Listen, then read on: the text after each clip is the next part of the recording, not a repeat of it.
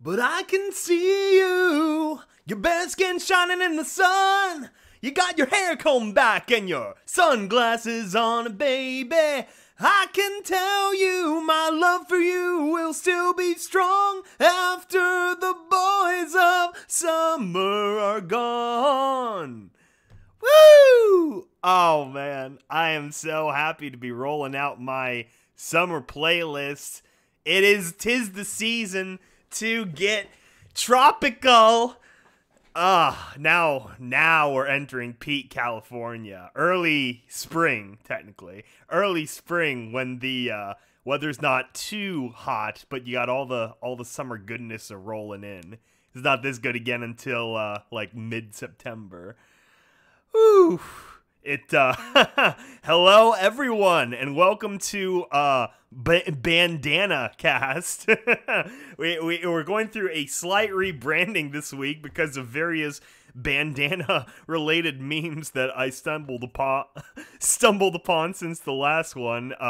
So, for instance, we have this lovely piece of art by Light262, where, of course, beautiful art always by Light, but just the assortment of these characters, this combination captured so many magical horse people that saw it. This is an adventure we all want to see. This is like the My Hero Academia, where you get all the best ponies together in one image. Maybe the only difference would be you throw a rarity in on the side, then you'd have all the best ponies. But anyway, so that is one of the things that brought the banana to the forefront bandana to the forefront this week. Second one was, you're getting mugged, darling. We do add our rarity in there. So, you're getting mugged. Welcome to BandanaCast. Turn out your wallets.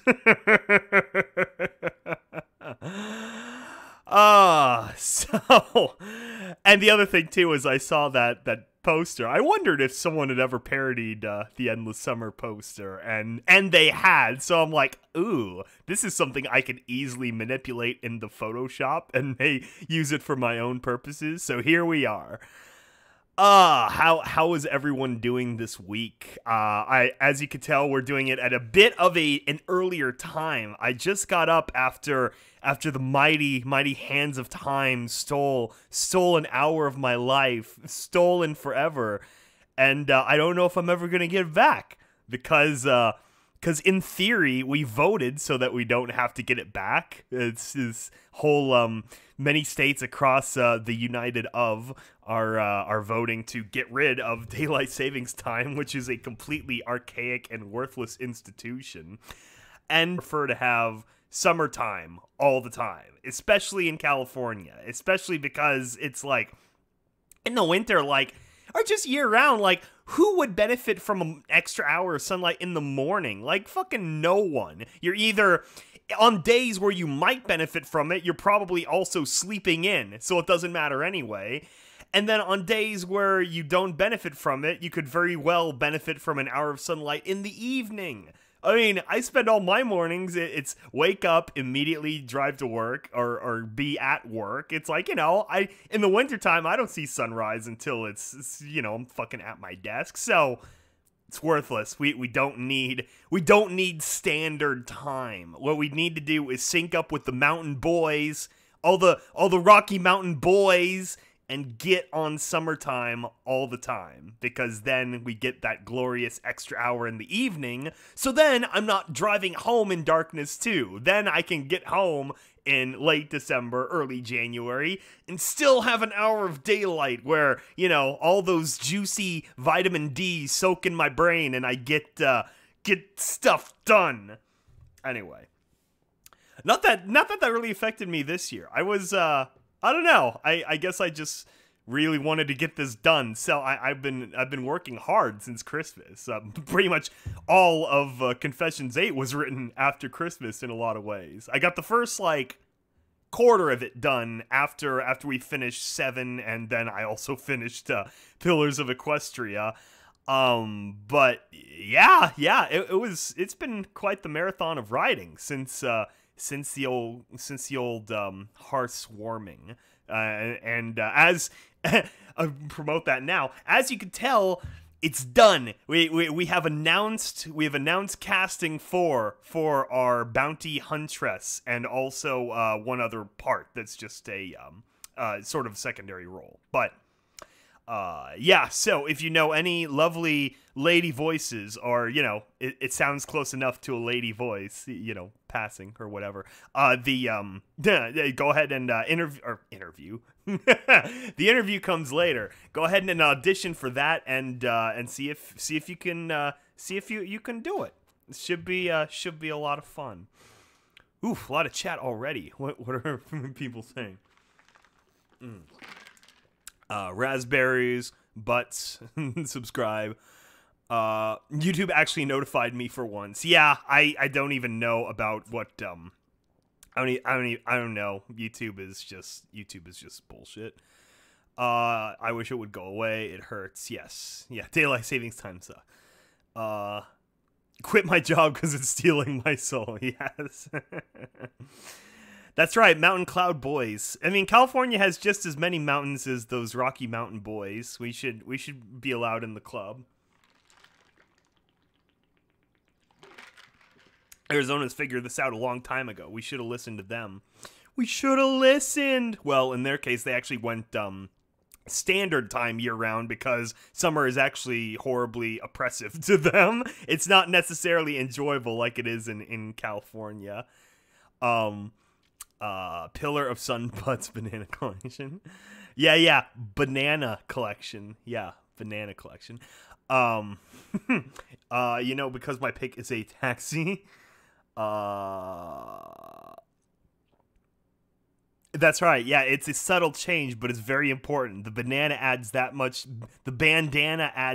more cute. I mean, just look at how adorable Sunset is in this picture. It's all around the art style is cute, and then also Sunset has her little 2 earrings on one ear, which is nice. And then you got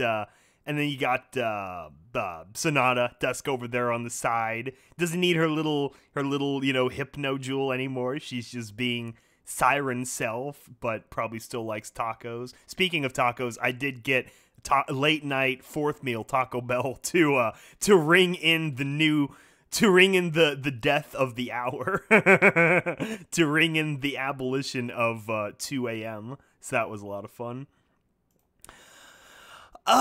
Anyway, poof, boy, it's quite a bit going on this week in season 9 news. I don't know how sensitive people are to spoilers, but I kind of always took the approach that, I mean, once they announce it, it's like, we're all kind of screwed anyway. Everyone's going to share it around, so you're probably going to stumble on it anyway. People already know who the big returning villain is of season 9.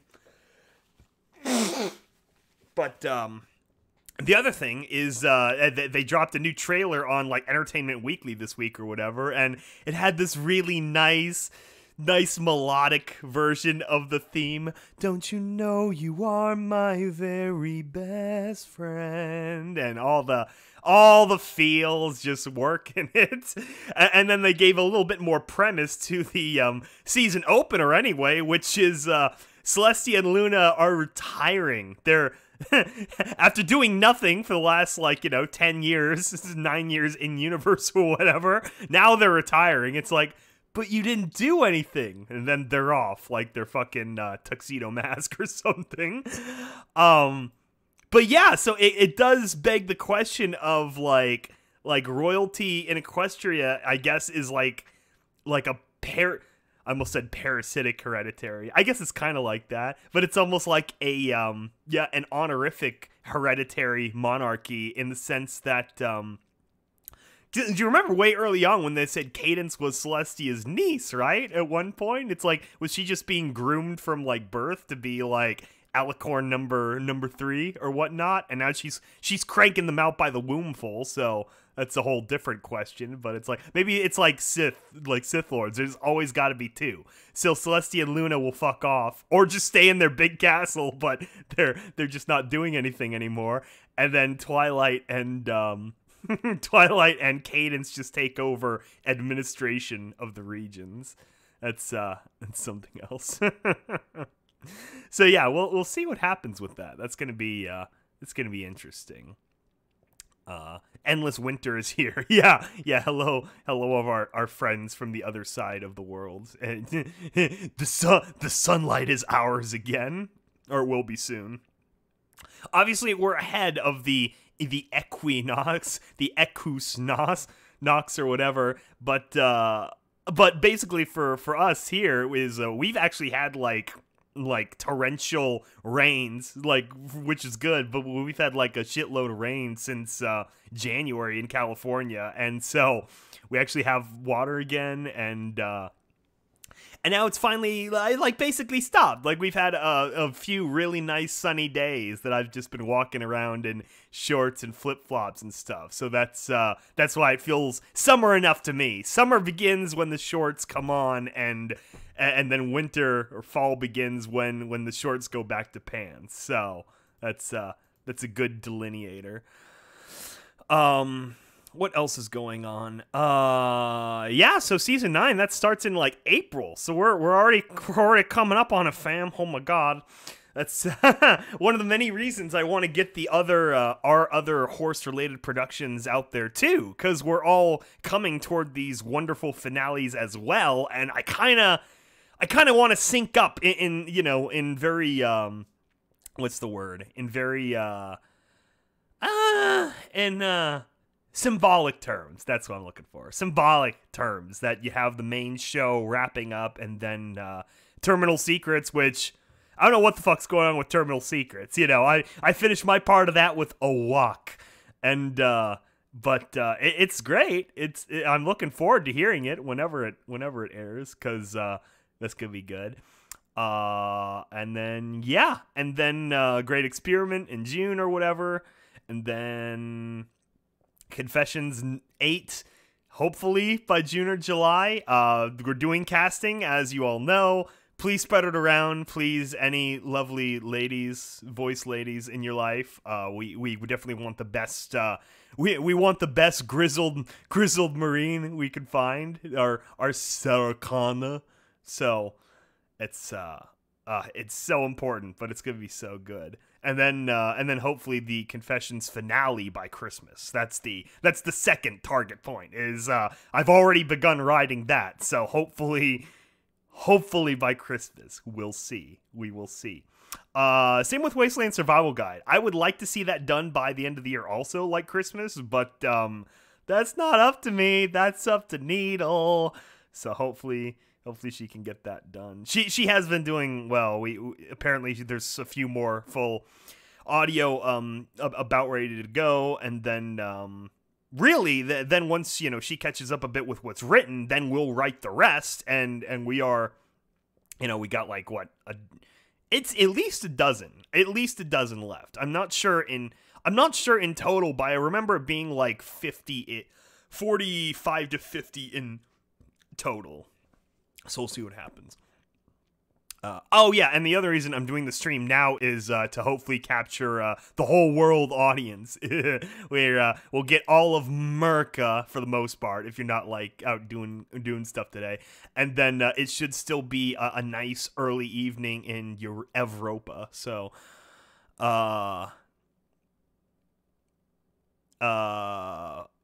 is it okay to fall out of the Fallout pony fandom but still love Fallout Equestria? Yeah, man, it's just whatever you want to do. It's it's something else. I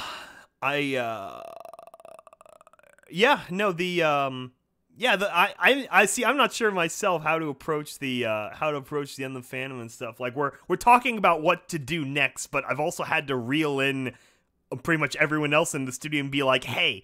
We have all these finales we gotta do first. We gotta make all the endings as good as they can possibly be before we even think about the next thing. Which, of course, they've already got the next thing going in Untypical for their thing, and I'm not sure about myself, but we'll all that matters is we still have a lot of stuff to do for Wasteland Survival Guide, Experiment, 2 more Confessions, and the last Terminal Secrets. It's like, we need to make all these good first.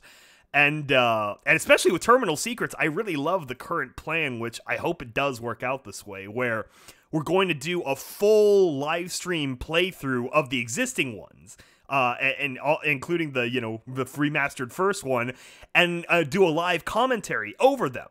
So we'll play them at like half volume or something like that, where everyone is listening. They'll have like an earbud in, but we'll all be talking over it like it's a Blu-ray or DVD commentary track. And mentioning little quotes or stories, or, oh, this is where she does this, and all that good stuff.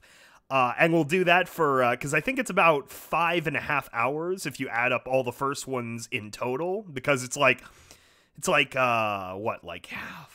half an hour, 45 minutes for Doze, and then like an hour for 537, and then another like 45 minutes for Hunger, and then about an hour 15 for Tinned Mint, and then about an hour 15 for Awake. So yeah, we do that over the course of an afternoon, probably like early Saturday or / Sunday morning if you're on the other side of the world. And then as soon as that ends, as soon as we reach the big crescendo for Awake, we finish the commentary and we just let the finale episode play out in total, and people can be all hyped up for that, hopefully. Yeah, so that would be a lot of fun. I'm really hoping we do that, because that would be a lot of fun. And yeah, and then of course at the end of the live stream, then we'll have the actual video itself all ready to go, and then we'll just drop that like its own normal video, and everyone can share that around, because we want the video itself to get all the maximum views. Yeah, that's right. Game of Thrones is also finishing at this point in time, which is still so surreal to me, because it's like because I picked up Game of Thrones from Pony too. I remember it was one of the first Pony memes I saw, was this ponification of the Game of Thrones opening / meme. Actually was done pretty well too, with like the dynamic like inky text and stuff. It had a really neat little style to it for 2011 era YouTube. Oh my gosh, man. It was special, and I was like, I was curious, and I went out and got the DVD of the season 1, and that was great. And I've been following the Game of Thrones ever since then. So it is pretty crazy seeing that come to a close now. And then of course I also did on my own channel that Red Wedding song way long ago, which is funny. And I remember I fucked up the original mix. Like, I had the actual music down too much. Like, I forget where I pulled the instrumental from. It was like some guy that does like orchestral versions of a lot of songs like that. White Wedding. And I had the mix fucked up. But then I corrected it for the Villainy album, the best version. Of basically all the songs. The best version of them are in one of my albums. So if you just discover my music or whatever, that's the way to go. Just go, to the 6 or whatever album videos and download the full whatever, and that's probably the best mix of the album. The one addendum I'd put on that is actually that I'm not happy with the very first album, my album mix of Season Startup, which was like my second song I ever did on my channel, and it's basically, it was before season 3. It was like a big like wish list for season 3 songs. It was very a time capsule now. Oh my god! But yeah, it was a fun song. I remember doing the original version when I was sick, like I had like a head cold, but it still sounded alright. But I didn't like the mix that went into the album, to be honest. The much better mix of that, if you go to the individual video, is on pony.fm. It's called like the 2013 remaster or whatnot. And that's the better mix of that. But otherwise, I think, what's this, Ponies? That's also had like 3 or 4 versions. Yeah, I think the best mix of that is on the album, because that was my very first song, and that's had quite a few edits and remasters over the early years. Okay, let's see what everyone's saying. All great shows come to an end, or they'll hit seasonal rot cough like Family Guy. Oh, bro, you don't even have to say Family Guy. Look at what happened to The Simpsons. Oof, it's just sad. Like for me, The Simpsons is a 90s show. The Simpsons, between when it started and when Futurama started, that's The Simpsons. That's, you know, that's all. Everything that was good about The Simpsons is in seasons 1 through 10, basically. Even the movie, they fucked it up by not making it about Hank Scorpio. So, you know, close but no cigar. You know, the movie's still, you know, fun for what it is, but it's like, it's just sad. Yeah, I've got all the original seasons on DVDs. Yeah, you want to hear this? This is a true story. So, when I first got into The Simpsons, when, you know, my good Christian family first let me watch The Simpsons, was when I was essentially like tween teenager. You know, it is a bit of an adult program, the TVY7 or whatever the fuck it was at that time. So they, you know, wanted me to be old enough. And so it was when I was like, I want to say 12. Like my parents were lenient. They weren't like, you know, a stereotypical, like, you know, like that. Yeah, I played the Pokemans and I watched the Harry Potter movies. They weren't the devil per se, but yeah. So when I could finally start watching The Simpsons, we also had like a shitty cable package, and they were only on at like a weird time of night and stuff. And you know, I had no idea what was going on. This would have been, what, 2003? Something like that. I was homeschooled in 8th grade for a few different reasons. And so I was like, I had a lot of free time. And, you know, it was homeschooling. So my curriculum was like all the books and stuff my mom got from the freaking, you know, Board of Education Standards or whatever the fuck. And so it was like, I had a lot of free time. Because, you know, I was kind of the nerdy kid. So I could plow through my homework at a pretty fast pace and be done. It's like a 4-hour school day. So, as part of my reading curricula that year, I also got to read better books too, because, the books that you have to read in school are so shit. I've fucking hated the Wuthering Heights and the Jane Eyres and all that crap. It's like, I get it. I get that there's literary merit to stuff, but it's like the books didn't get really good until like high school. Then we got introduced to like Fellowship of the Rings, Fahrenheit 451, Scarlet Letter was fine, To Kill a Mockingbird, you know, the better stuff, the good stuff. Anyway, but the one year I was homeschooled, my mom's like, it's, you know, if it's of a good enough reading level. And so that's how I stumbled onto Jurassic Park and Michael Crichton. I started reading all the Michael Crichton bibliography. And so, anyway, this is the whole point of this aside. So we got to go to the local library a lot for getting books and renting books and renting books. You know what I'm saying? Checking out books and stuff. But our local library, to make sure the youth were sufficiently attending the library, also had a multimedia area where you could check out DVDs and Blu-rays, or not Blu-rays, DVDs and tapes and stuff at the time. And what did they have? The first 5 seasons of The Simpsons in stock on the library shelves. So, as part of the very esoteric year of my wrapping up middle school in homeschooling, I got to rent The Simpsons as a young 11 and 12-year-old person, and started watching The Simpsons then. That was something else. So it's sad now, after having bought the DVDs up through I think it was 10 that I stopped. I might have gotten 11 and 12, but they're really, you can tell the fall off happens. I say Futurama because that's when the fall off happens. It feels like half of the creative people from The Simpsons just get carved out and scooped into the other show. And you can tell, especially those early seasons of Futurama are very, you know, it was good. I always liked Futurama. I liked Futurama more than The Simpsons when it started airing because of that reason. And because they had, like, fresh blood, like, I don't know, maybe David X. Cohen was the magic, like, magic piece to get it going again. But that's all the past.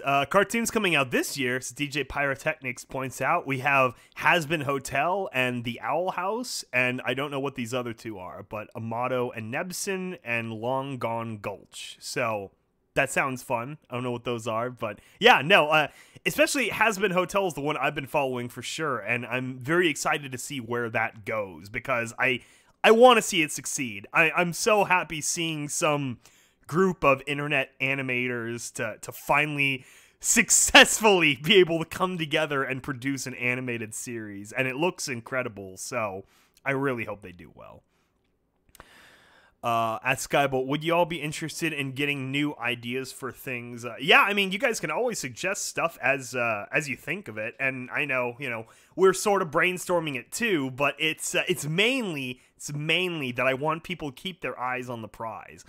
A long time ago, that was actually an early criticism I had of Untypical, was it's too early. We gotta get all our other stuff done first before we start rolling out like non-pony programs. Of course, for James, it's very important, and it's like his career and stuff. But for me, EAST Corp as a channel was always the end game was completing all of our giant Fallout Equestria productions that had been incepted under Stable Tech. All the things that we had come up with in one form or another that we want to see come to full fruition. So, at least in my mind, that's all the EAST Corp channel was ever meant to be. It was meant to be the giant, end-all be-all for our Fallout Equestria content. But of course, James and stuff, they want to take it a step beyond, and we'll see what happens. We'll see what we do after the fact, but that's what I'm focused on.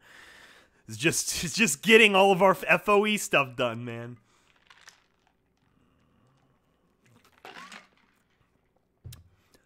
The Simpsons has a movie sequel in the works. Oh my gosh. And yes, it has been renewed through season 32. Yeah, I think at this point they're just trying to get every longest running season Guinness World Record that they can, which I think they're pretty close on. Like some of the last longest running things are things from like the 60s and 70s where there was fucking 10 shows on TV. Like I want to say MASH and Bonanza. I think it's Bonanza, where some of those old shows went on for like fucking years and years and had a shitload of episodes. So I mean, for the sake of placing a few more bricks into their place in history, a few more things on the pile, I can appreciate just letting it run and getting every last possible Guinness World Record for a non-stop, continuously running show. It's funny too, especially Fox Simpsons a lot for that early standing. Politics aside, we're not talking about that, but when the Fox network began in the 80s as the quote unquote fourth network, it was the slum, so to speak. It was the edgy, it was giving contracts to edgier programming and try to shake things up, It was peak 80s. It was a stepping stone between regular network television and HBO, which had also started coming out at the time, and also music television and some of the early cable channels, CNN and whatnot. So it was kind of a cable channel, but because Rupert Murdoch has a lot of money, he's able to make it essentially fourth network and all that good stuff. So that sets a precedent. So that set the precedent of Fox always trying to be a little bit more provocative in every sense. I miss MASH. I wish that they'd make an updated version. Yeah, I never really watched MASH. The setting was Korean War, wasn't it? I want to say it was Korean War because the Vietnam War was still going on when it started airing or whatnot. Yeah, I don't know. I'm not sure. I'm not sure how much people would be up for war shows. I think people are a little bit sick of the wars, It's not exactly like we're viewing things in good light. But I don't know. It could be I guess you could reset it around You could set it around Korea also, and make it about like a bunch of soldiers that are stationed at the DMZ, and make it like fictional, I don't know, fictional border clashes or whatnot. I don't fucking know. It would definitely need retooling, and in a modern remake sense, they would probably fuck it up no matter what. So it's like, eh. FIM.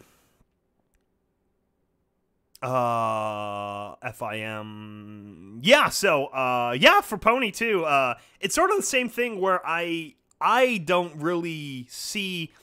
I know for myself, I don't plan on plugging into, you know, Pony G5 or whatever. Like for me, Gen 4 was this very specific, you know, lightning in a bottle thing, especially as far as the fandom is concerned, where I made it on the ground floor of something to start with, which is very, very rare for me. I'm usually several years behind whatever a certain culture is. So yeah, it would be, it would be, yeah, I'm not sure if I want to see a modern interpretation of war either. I mean, you know, if you really want another MASH, you just got to get Venezuela going again, right? Right? Yeah. That's another thing I'm watching play out. It's like, hey, we might, you know, we're making strides in the actual Korean War still going on. Let's start another war in fucking South America. That's a great idea. Yeah. I want to do some crossover of God of War and ponies. That would be great. Yeah, I know that was a pitch that Needle, I'm pretty sure she's talked about in public or whatever, but essentially a take on classical Greco-Roman pantheism, where it's like it's fucking Friends, but with the Greek pantheon or something. That could be interesting. I never watched Friends. I didn't quite get the appeal. In the late 90s, I was watching other shows like that. Like Frasier. Frasier was my show. I always liked Kelsey Grammer. That was good times, but or whatever else was airing on Nick at Night, basically. Those were my high school shows, going back to childhood and whatnot. My high school shows were I was finishing up middle school, and now allowed into the dark programming of The Simpsons and edgy things like that, Futurama. It was also when Adult Swim was starting up on Cartoon Network. So for me, my high school years was watching the early Adult Swim and then Nick at Night for all the good stuff. That was good times. The only thing good about Friends is the intro song. Yeah, that's right. Yeah, the clapping. My understanding is that Friends was one giant PSYOP campaign to sell TiVo subscriptions. That the subtle marketing of TiVo in the little plush on the thing was that entire show was a commercial. Which is really funny because, like, that was a thing since the 80s of television being, you know, one long commercial. You know, that was the birth of shows like My Little Pony and Transformers and stuff like that. But that never really ended. It just got more subtle. It got much better at hiding it. Yeah, that's right. Malcolm in the Middle. Yeah, poor Frankie Muniz. He was great. I always liked Frankie Muniz. Yeah, Family Matters, Bernie Mac, George Lopez. I watched the George Lopez, not his like talk show, but yeah, the family sitcom one. That was an interesting show. His crazy daughter and stuff. That's right. Yeah, Pinky is a Transformer. That was probably the best part about the season 3 opener. I mean, it had a lot of good parts, but that was a memorable moment when Pinkie Pie rolls out and you hear the little transformation noise. Oh man.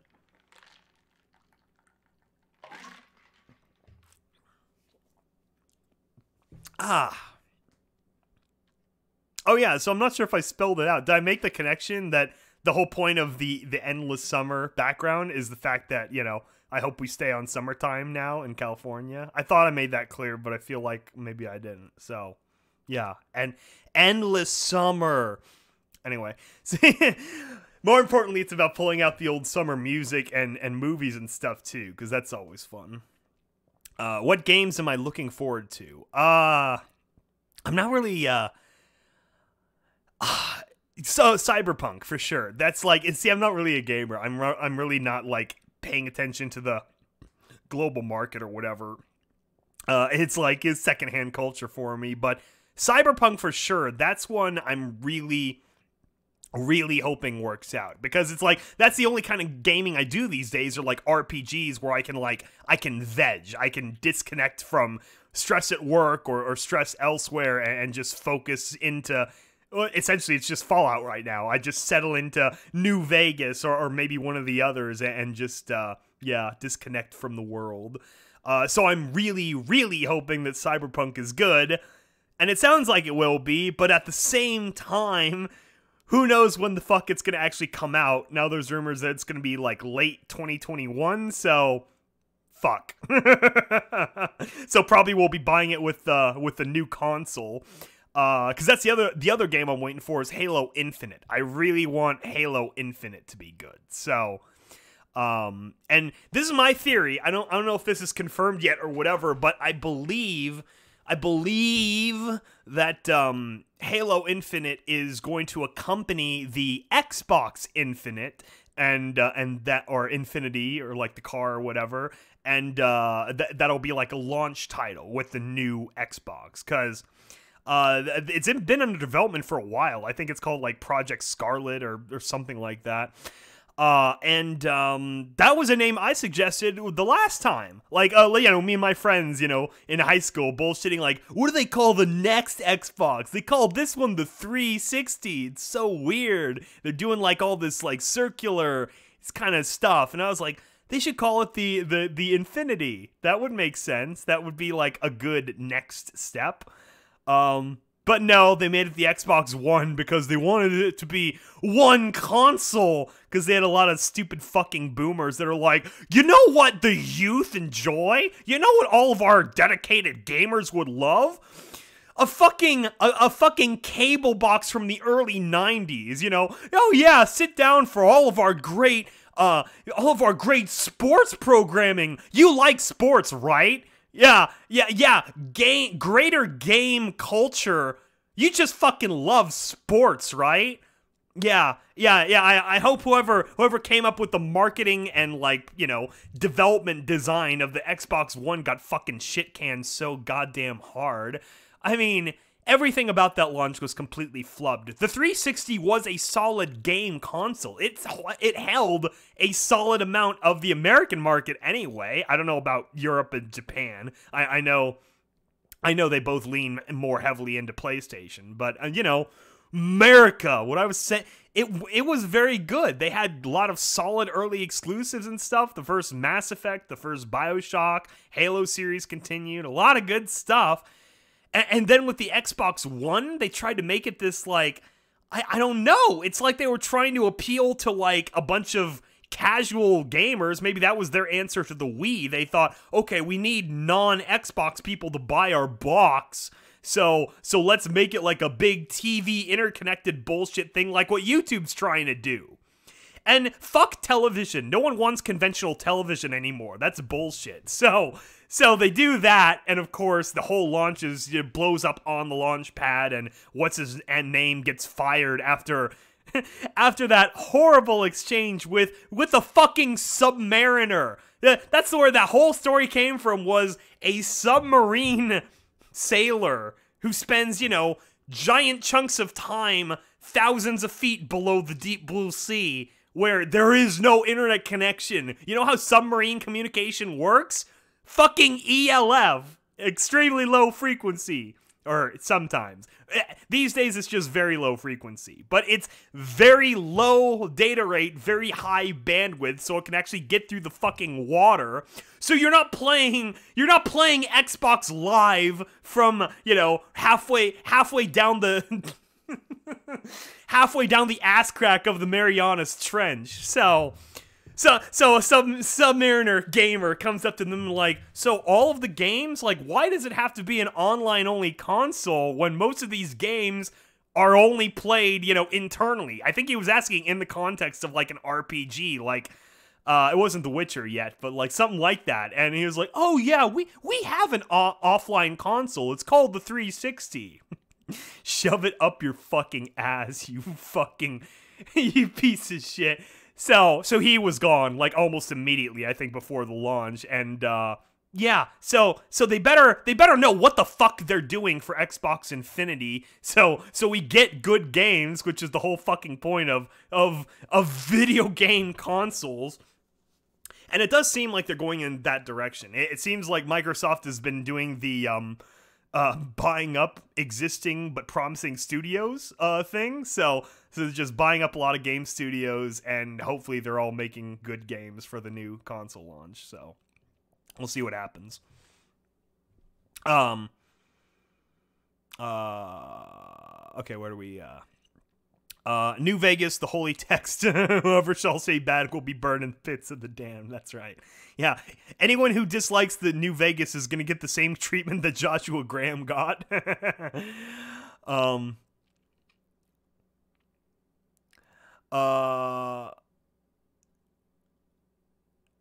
Interested in PC.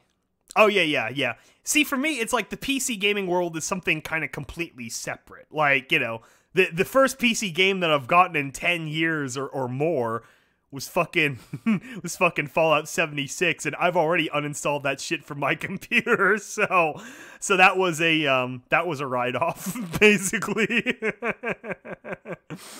I was so tempted when I did my taxes this year, I almost put in Fallout 76 as a joke to be like, oh yeah, this was my charitable contribution to ZeniMax Media. I gave them $60 for fucking nothing.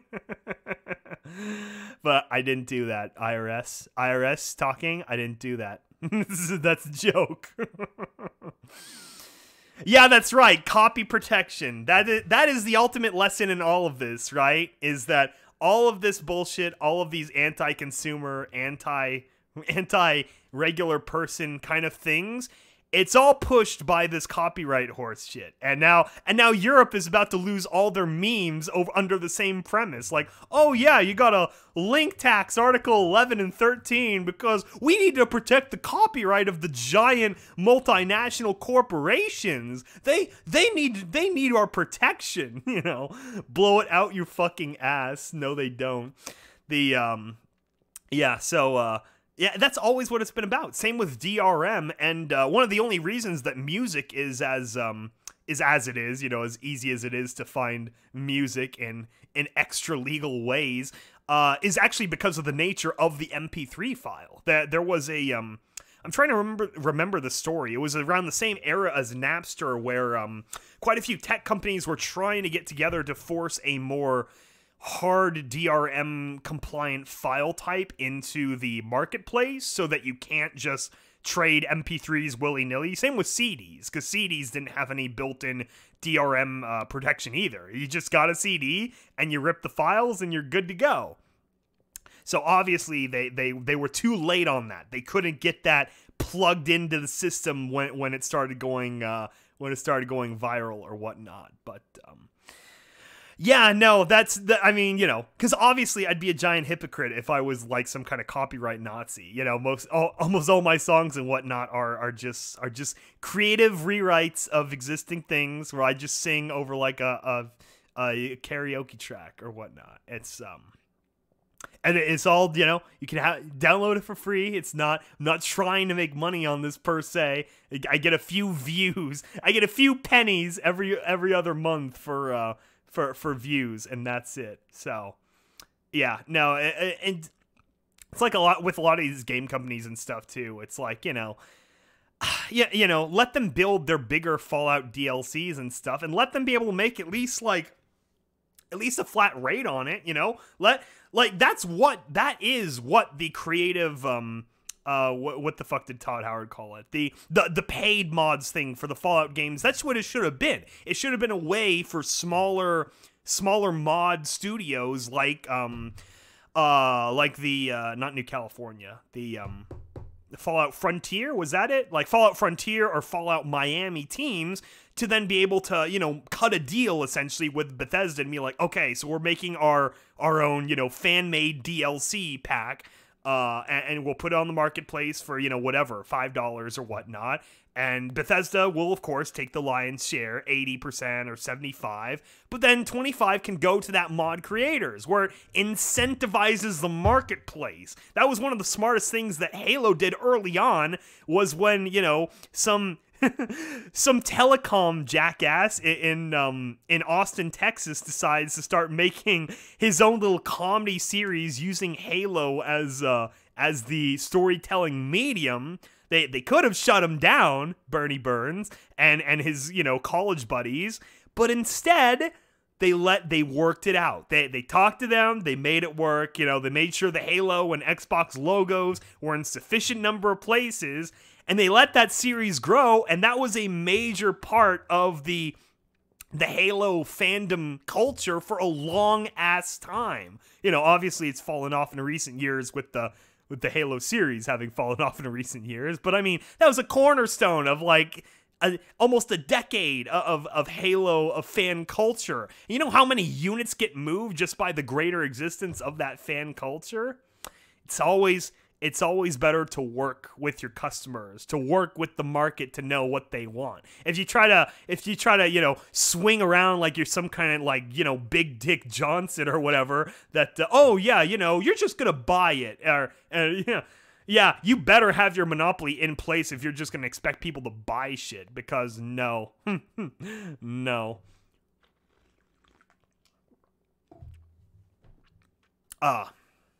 Fallout Cascadia. Yeah, that's what I was thinking of.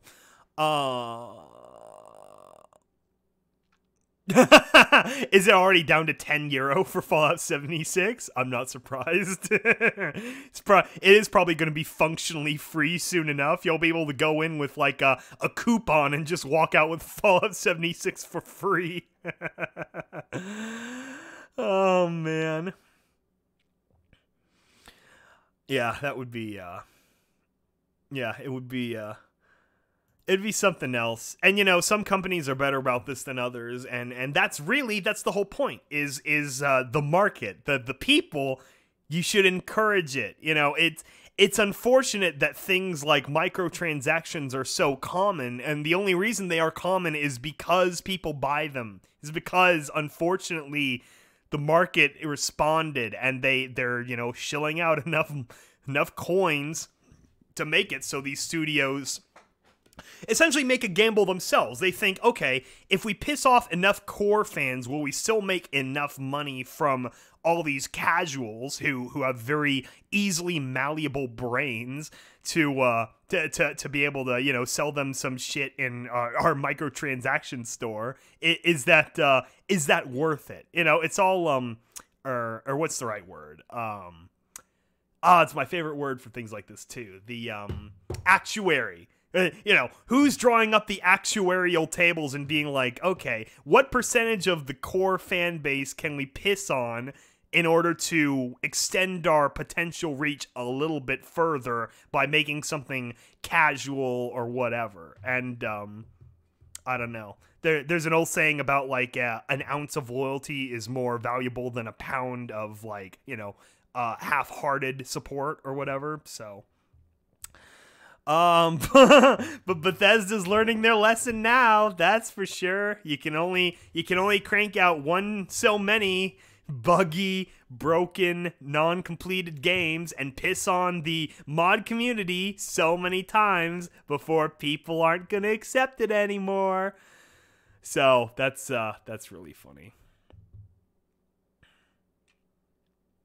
Game prices have gone up and down with inflation for another reason they've become so prevalent. Yeah, I don't know. I know in the case of things like, was it EA and Star Wars, it's just kind of like, I don't know. It's just kind of like fuck the audience. This whole like, oh, we're just gonna make it, and you're gonna take it. You're just gonna buy it, or or what? You're gonna insult them or call them assholes? Yeah. Potential fans, you're all a bunch of fucking dicks. So buy our product. Was it Red Letter Media? They're what's it called? The The Nerd Crew.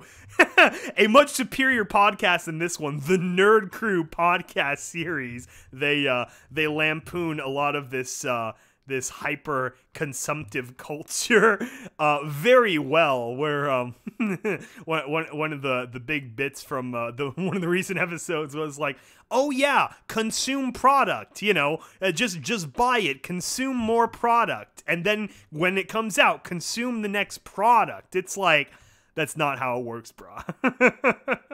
This isn't like potatoes in 1850 Ireland. Like, these aren't things that we live on. This is a luxury. This is a fun item. You know, you can't establish a monopoly with a luxury item. You can try to establish a monopoly with a necessity item, like computing, for instance. You have all your, or not monopoly, but like an oligopoly. You know, you've got Microsoft Windows, which is like 90% of the market, and then you got Apple, which is like 10 or 9% of the market, and then you got that 1% of Linux and Unix bros.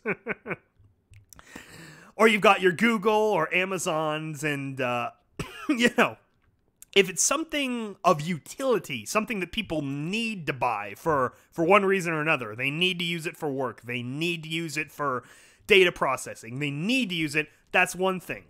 Video games are not that. Unless you're like a professional gamer, which is fucking great. If you could play StarCraft or Fortnite better than anyone else and make $100,000 a year, man, good on you. It's not gonna last, you know. It could be like a 5 or 10 year thing, like big YouTube channels, but you better, you know, ride it out. Collect your money and put it in a fucking, you know, CD bank account or whatever, and let that shit accrue value.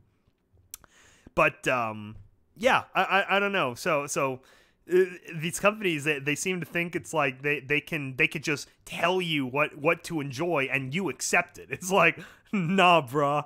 I'm gonna. I mean, hell, look at the internet these days. I mean, between everything that exists, it's like there are so many more modes of entertainment than ever before. It's like if you chase people out of your marketplace, they're gonna find there's marketplaces all over the fucking place. They're gonna find something interesting to do.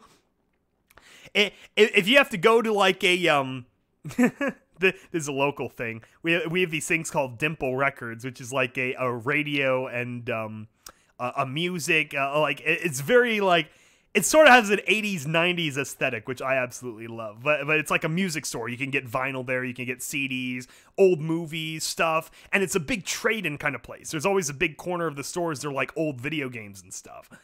Yeah, you could go to a fucking Dimple Records and get like a used N64 and have fun with like some game or something from that old time, you know, if you're on like a retro binge. It's like, yeah, I don't know.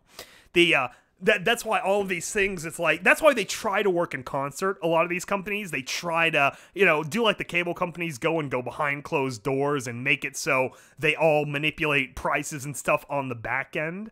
But it doesn't work once you hit a certain threshold. If you get enough companies in the market, one of them will be bold enough where they don't go along with the flow. They'll take chances, and those people that take chances actually let the marketplace work. That's how capitalism's supposed to work, where you have enough people where, you know, say you have 3 railroad titans all charging, you know, $100 for a train trip to 100 miles, like downtown or whatever, the next city over. And then one train company also has a set of tracks, and they're like, $85. Everyone's gonna go to the $85 train ride. It's like, that's how it's supposed to work. Supposed to work. Not when they work in concert. That's bullshit. At the moment, I'm glad to be part of the EAST Corp community. It's nice to have a calm place of good people before taking on a havoc suit and stepping out to the acidic internet. That's right. Yeah. The internet is a glorious ocean of garbage. And you have to find those outgrowths of civilization. Yeah. You know, speaking of games, one game I still need to get at some point is the HD remaster of the BioShock series. That would be a lot of fun to play, because Infinite was bullshit. You know, BioShock Infinite, it was so simple to fix. All you do is you let people carry all the guns like they always have been able to do. And maybe a few more enemies, a few less, like, quiet areas in between the different sections. And, yeah, just let people have their, let people have all their guns and all of their vigors stored up and let them be able to use them like in BioShock 1. It was a perfect system. And then BioShock 2, it made little incremental improvements to their systems. Like, okay, BioShock 1 was a little bit too open world, so they streamlined a bit. They put you literally on a fucking train, and you went section to section. And it also improved it where you could use plasmids and your weapon at the same time. And that was really great. BioShock 2 had great mechanics. And Infinite, it's like, yeah, you know, all the storytelling bits aside, you fucked up the core gameplay mechanics. And that's why it was a shit game. You know, I actually liked the story. I liked some of the concepts they were playing with, even if they weren't all executed just right, you know, or whatever. It was neat. I liked the aesthetic, a turn-of-the-century Americana. Whether in parody jest or whatever, it was a neat look. But, yeah, man, core gameplay, that matters. That's what ruined Halo 4 for me, was they, well, a lot of things ruined Halo 4 for me, but the music was subpar. You know, Neil Davidge did not do it right. The art style was weird. They, like, changed the look of Forerunner stuff. They kind of changed the look of some of the Human and Covenant stuff in all the wrong ways. And there were a lot of, like, empty kind of levels and stuff. Like, the art design was off. And Chief's armor and stuff. And the gameplay. Most importantly, the gameplay was all fucked up. There's, like, too many, like, grind enemies. I mean, even the Flood, like, they famously removed the Flood from Halo 4 and 5, thinking like, oh, you know, people hate the Flood. No, fighting the Flood was okay. It was a grind that paid off. But, you know, Halo 4 or 5, you know, going through another legion of the little robotic dogs or the other stupid robot people, is it the Prometheans? Or the damn Wardens. Oh my god. That, by itself, that ruined Halo 5, was all the damn fucking Wardens to kill. Fucked up on the gameplay. Gameplay is what matters. Halo 4 had a good story, and I actually kind of like the Halo 5 story too. But when you fuck up the gameplay, and you kind of fuck up the art style, or you make it so you don't play Master Chief at all most of the game, Halo 5, no one gives a shit about Spartan Locke. He can go Spartan Locke himself in the back of the fucking Infinity. We don't want to play.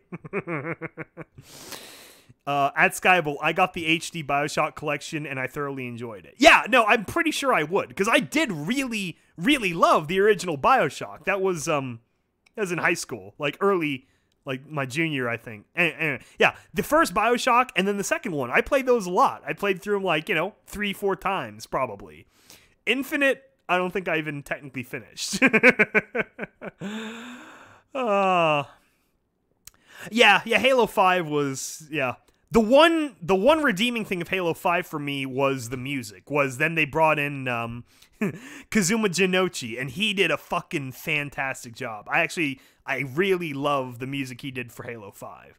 And I kind of like I like the themes of Halo 5. I like the idea that they're pushing forward with the Forerunner story, where basically, okay, Cortana's about to go, like, fucking die, so she uploads her brain into the Forerunner galactic internet, galactic Wi-Fi of the domain. And so suddenly she has a lot of room to grow. So she's able to grow like a fucking virus all over the domain, to the point where she she hacks through the warden, you know, the system administrator. And now she's like the great evil in the universe, which is kind of neat. I'm okay with that. And I liked where we went to St. Helios also, the elite planet, and the music that Jinochi wrote for those locations was really good. But the core gameplay was all fucked up. It's just too many wardens and other things that were way, way too grindy. That's just me. That's what I think. They need to remaster Black Ops 2. That was the high point of Pony? What? Yeah, Yes, yes, Black Ops 2 was peak pony. I definitely agree. Yeah, I didn't like the Spartan Lock missions. Like, I get what they were trying to do. They were trying to make it like you'd play two characters like Master Chief and the Arbiter in Halo 2, which I can respect in concept, except the Arbiter was a neat character, and his story was really sort of the story of Halo 2 in a lot of ways, and I enjoyed playing him. Spartan Locke is a bit of an asshole, and I don't give a fuck about him. And he thinks he's gonna be like the hall monitor, like, "Hey, Master Chief, the UNSC want you to come back. You can't play with Cortana anymore." And Master Chief's like, "Negative infinity. I don't like it." No, like, fuck off, Spartan Locke. No one likes you. Go back to your shitty movie. I still want to see Prometheans versus the Flood because the Prometheans are supposed to directly combat the Flood. Yeah, the Prometheans, they were like, you know, they were just like, you know, digitized, scanned humans plugged into robots. Enter the robots. And, yeah, seeing some of them fight the Flood would be interesting. Like, Halo 3 did it really well. Like, Halo 3, of course, the ultimate Flood level, when you get on the ship where all the doors are assholes, like, literally assholes. It was a hard level, of course, you know, it was a bitch to complete on, I don't think I ever even finished it on Legendary. I think I might have finished it on Heroic. Just the same as the Library, where it's a bitch to complete because of all the Flood. But it's a one mission, and you feel successful. The grind is contained. It's a trial, you know, by fire. It's not the whole fucking game. Like, it felt like in Halo 4, the Prometheans were just everywhere. It was just a nightmare grind. And you didn't, like, have the best weapons. Like, the Forerunner weapons weren't really as cool as they should have been. It's like they were overly nerfed or something. It's just not fun. And the art style wasn't fun to look at, and the music wasn't fun to listen to, so I didn't play that shit. And then in Halo 5, it's like, oh my god, this, like, every other level is just full of wardens, like he's fucking multiplying like a cancer. Which is sad because what's his name's voice? Like, I would have loved a well-developed character as the Warden instead of this. Like, Tartarus was a better character than the Warden. He fought his ass once. I always remember the first time I finished Halo 2 with Tartarus. Oh, and the other thing too, Halo 2, it was about half and half. You still played half the missions as Master Chief and half as the Arbiter. Halo 5, it's like 9 or 10 as Spartan Locke, and then like 3 as Master Chief. No, fuck that. And no, I don't care about Nathan Fillion either. You squeeze him in the corner as Spartan Buck too, you know, to have his little quips and jokes and whatever. They tried that same shit with Destiny too. It's like, no, you can't just fix a game by including some charismatic, fun character in the side and being like, look guys, we got a story now? No, fuck you. You should have written a better story from the start and then executed it in the gameplay from the start, you know. Like it's fun to hate on Activision, but it seemed like Bungie just like neutered Destiny unnecessarily before its release. And that's aside from the fact that Marty O'Donnell threw his little shit fit. It's like just stupid. Oh, your involvement in Pony. yeah, Black Ops 2 was great. HD remaster of the old X-Wing and TIE Fighter games. yeah, that's a whole nother conversation, isn't it? The current state of Star Wars games. I watched a great video the other day about, what was that guy's name? It sounded like the Lord of the Rings book, like Silmarillion or something, but he had a whole video series on Star Wars games since the 90s and why they've fallen off in recent times. See if I can find that.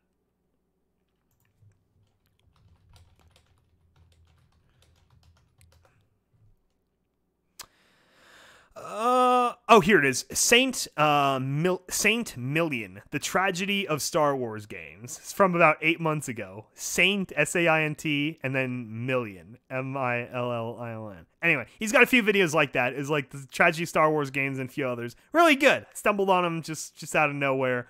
And, needless to say, it's pretty sad. But, yeah, it was all about prequel era, man. That was peak Star Wars games for me. I kind of missed out on the early 90s, like, X-Wing games and stuff, but, I got, I'll never forget, I got episode 1 for the N64.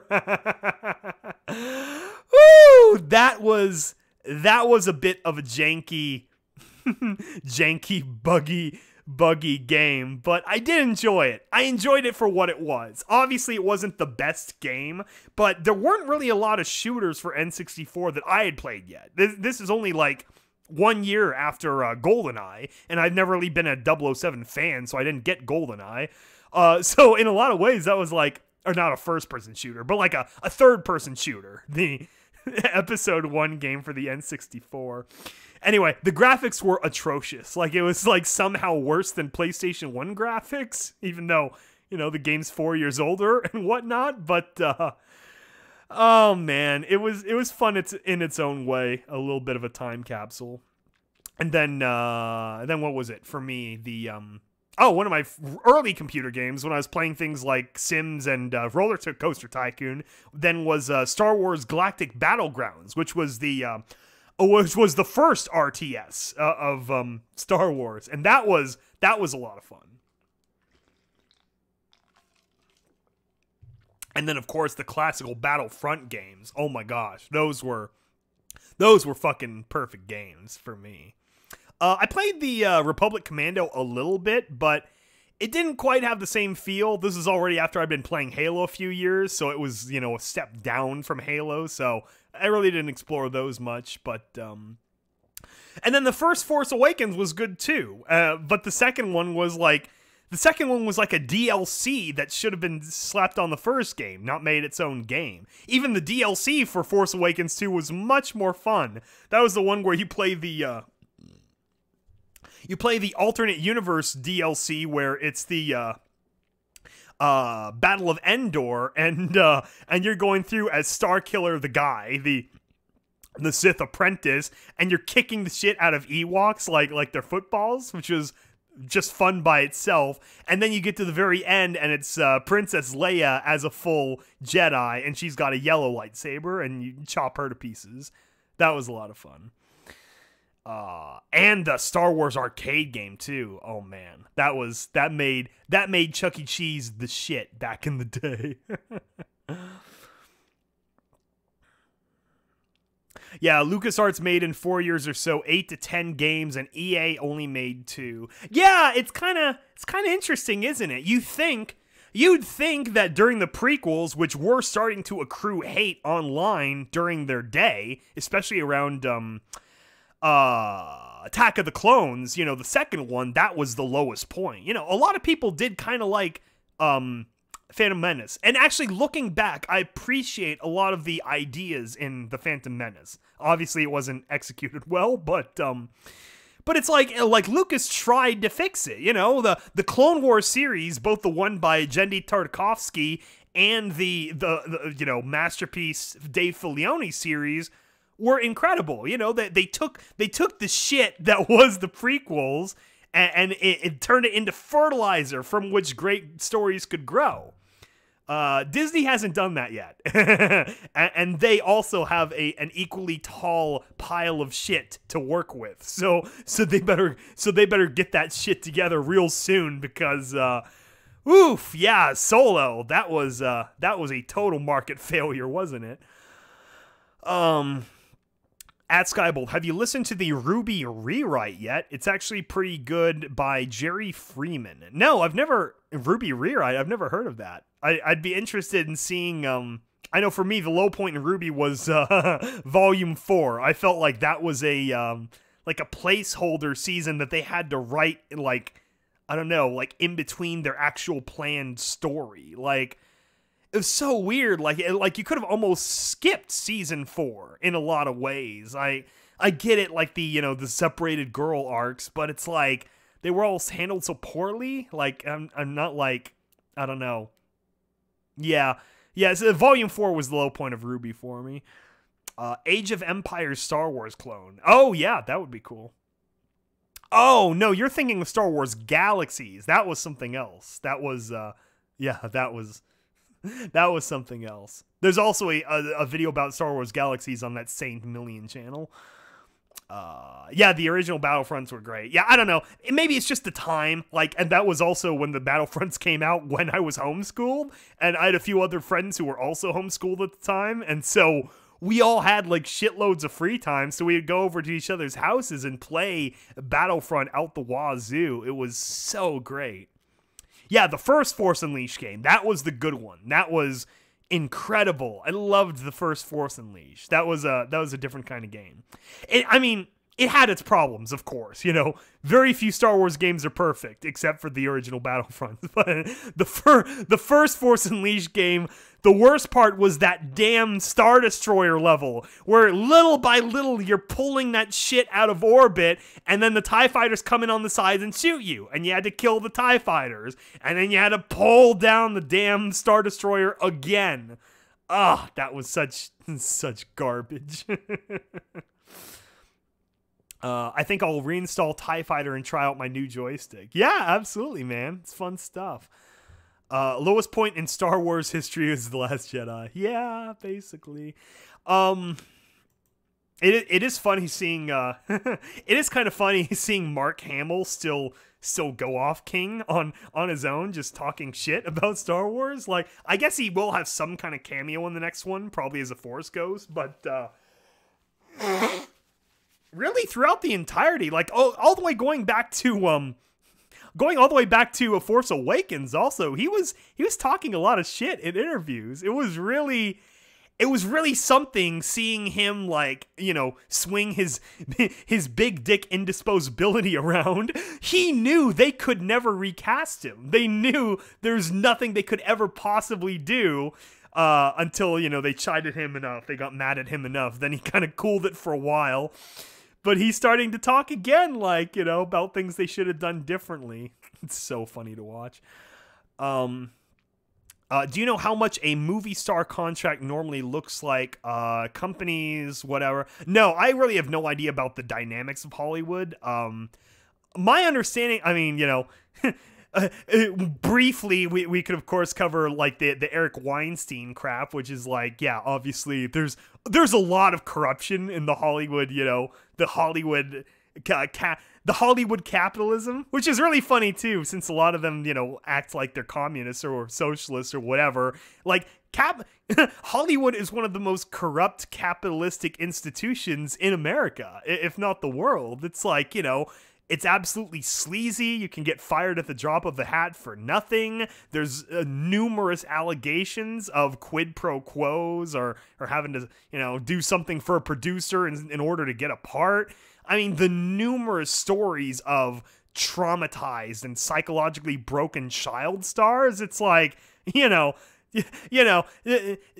one of those, like, get your own shit under control first before telling anyone else what to do, because whew, that's talk about throwing stones in glass houses.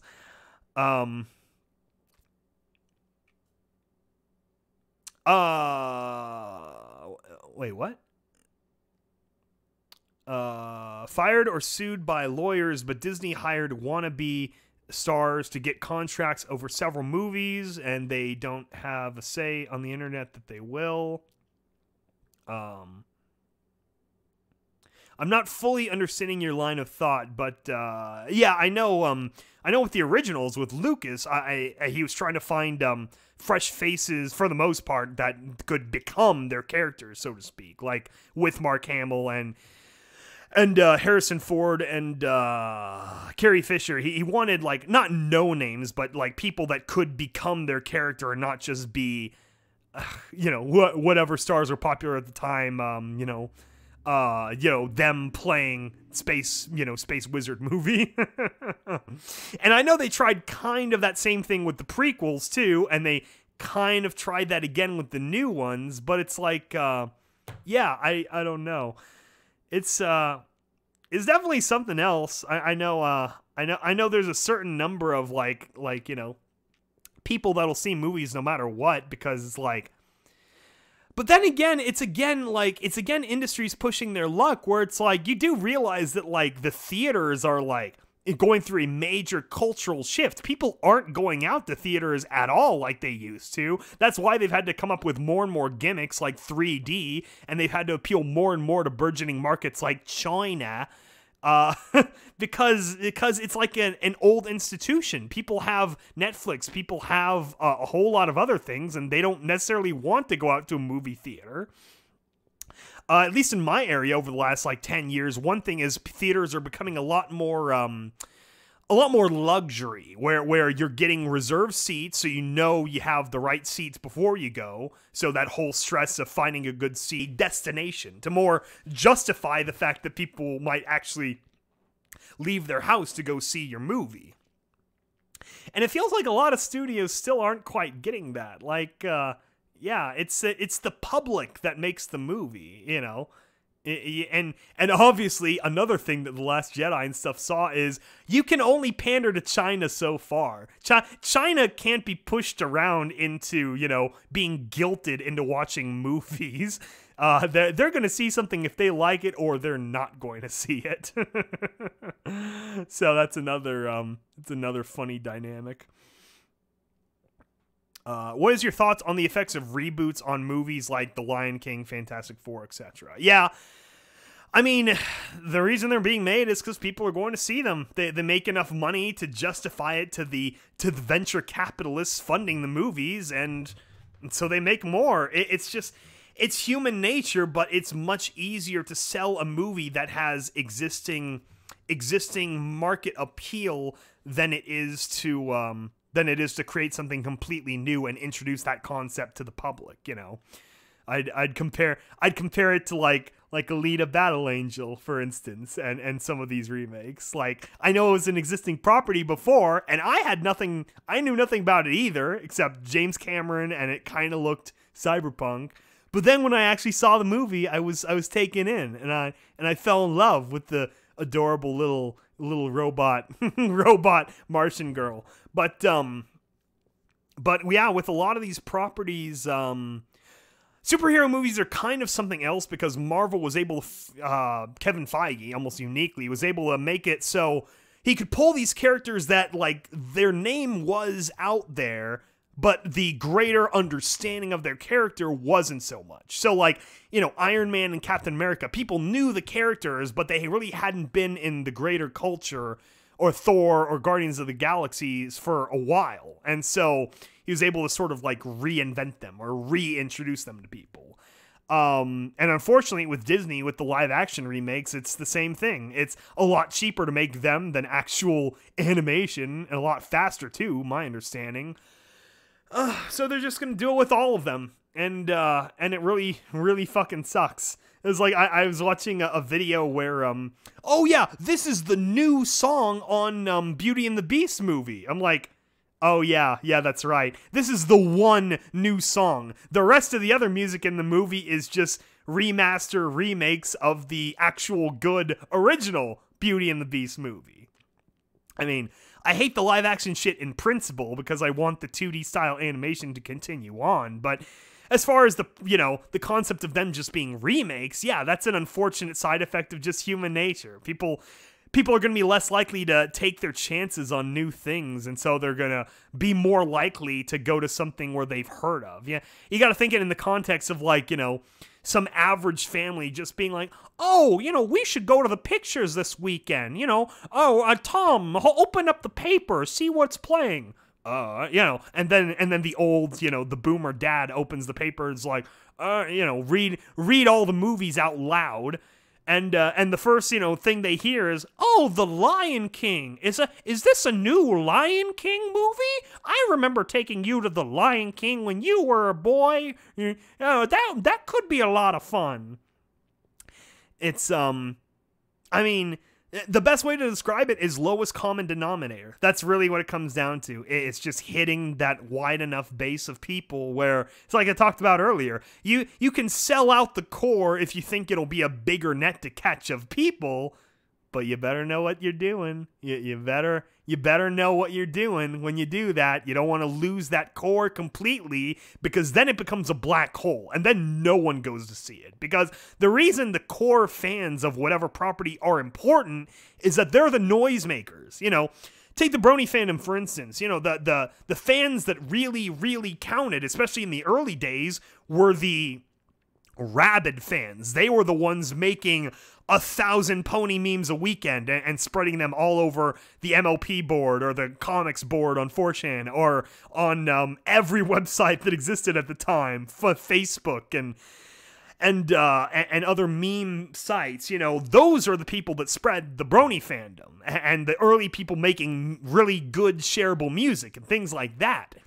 But you know, if you take away that core fan base, the people who've been there from the beginning, Star Wars, and you try to reach a broader audience, you're gonna suddenly notice that, oh, hey, the excitement, like the magic for the series, that's gone because you kind of shit on them one too many times. That's gonna happen, and now we're gonna see the long-term consequences of a movie property as large and, you know, iconic as Star Wars doing that, and how that'll play out over time. It was enough to force Disney to actually make the last season of Clone Wars. I think that's pretty indicative, because they fucking killed Clone Wars when they bought the property. You know, they put a gun to the back of its head like it was fucking shit. What is that story? The one of the you know, tell me about the butterflies, George. What was that story? Grapes of Wrath? No, it wasn't Grapes of Wrath. Anyway, the one where the guy kills the guy by the river. Anyway, so they kill Clone Wars before, because that last season was like half made. There was like storyboards and, you know, plot lines and everything. It was all basically, you know, ready to go. And you know, they put it down like a dog with rabies. So now they're bringing it back. You know, check out the new season of Clone Wars exclusively on our Disney Netflix thing. Yeah, yeah, Disney. Yeah, let me tell you, I'm as likely to buy your Disney Netflix thing as I was to buy an HBO subscription. And I still found a way to watch Game of Thrones without an HBO subscription. And it's going to be the same thing here. Watching at 1.75 speed will catch up with you guys soon. Do you ever have a channel like that where you listen at like a certain altered pace because because the person talks too slow or too fast or whatever? Oh my god, there was one channel, I'm trying to remember, it was some kind of commentary, you know, type channel for movies and games and stuff. I liked his videos for a while, but he had this horrible droning voice where it was like you could feel the loading bar. Like I would continue looking at the cursor in the video to see if the network had stopped, if the video would stop talking.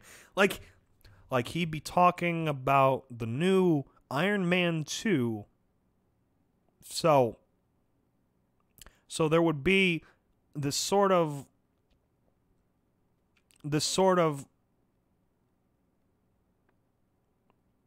World's Fair kind of concept to the Iron Man movies. You see, he'd do that, just giant horrible pauses in the middle of like every other sentence, and I'm like, this is killing me. And so it's like, you know, you kick that shit up to 2 times speed, where at least, you know, you don't feel like your soul is getting sucked into the video. So like, with the new theme of the Iron Man 2 movie, it was different for me. I liked the whole setting and stuff, and War Machine was really cool, but I think they could have done the armor a bit better. So, you know, the speeding up works. I've started asking some of my friends too, like, do you have any channels where you always time adjust the video because of just the inclination of the person speaking. I don't know. It's something else. It's one of those things where it's kind of the type of person. It's like, that's the kind of person where, bro, you're not good at unedited, like, live production. You have to produce your videos on the back end. You have to just record your shit and then delete the giant gaps of silence in between your sentences. And do that, you know. Find a friend or something and pay them to be your editor. Because he had a lot of really interesting, like, points and asides, but it was just the giant gaps of silence that drove me fucking crazy. So, yeah. They also added a 20 seconds double tap to skip seconds. Yes, the double tap thing was a very nice feature that they added. That helps a lot. That's one of the best things with things like Audible, like audiobook apps and stuff too, is that skip ahead 30 seconds and skip backwards 10 seconds. That's a really great way of honing in on a specific thing you like. I really wish the Google Play audio player had something like that too, because even when I break up things like Confessions or other audiobooks that I have in that format rather than in the Audible player or something like that, I just would love, or for just any song too, just would love to have like a 30-second skip ahead where maybe you skip like the setup for a song and it's like, you know, you dropped right in the middle of a verse or a chorus. That would help a lot. I think all audio players, like, that should be right next to the, you know, next song and last track buttons. There should be a 30-second skip ahead and a 10-second skip backwards. Oh, that's a good feature. I remember early in the days, I think it was even before I got Google Music, I had a music player on my my very first smartphone. I think it was like a Droid X. It's like the third Droid they ever made. And I had the music player was called, I think, Power Amp. I'm not sure if anyone's ever heard of that.